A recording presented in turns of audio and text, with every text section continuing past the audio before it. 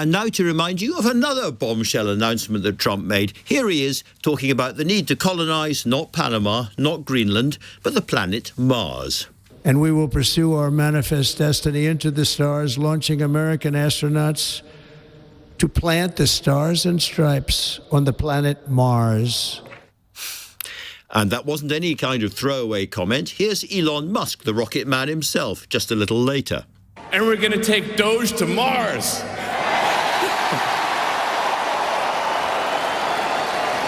I mean, can you imagine how awesome it will be to have American astronauts plant the flag on another planet for the first time?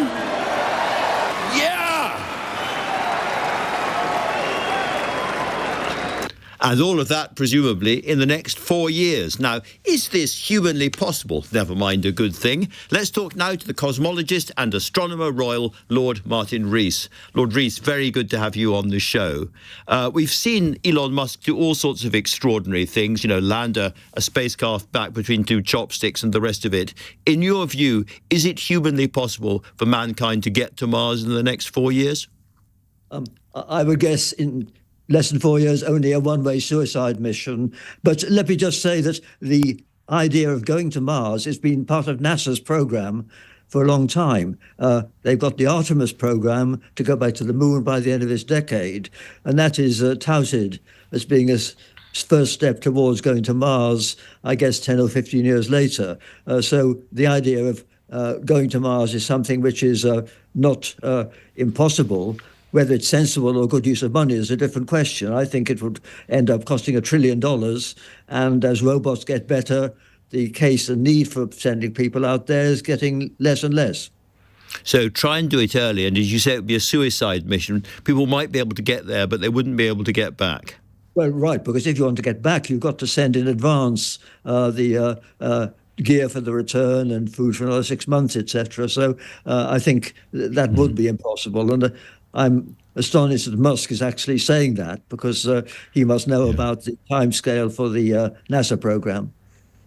Putting aside the practicalities or the timescale of this, what is there in it for mankind to get to Mars? Because I know you in the past have made the case for, as it were, humanity trying to spread around the cosmos rather than destroying itself on this planet.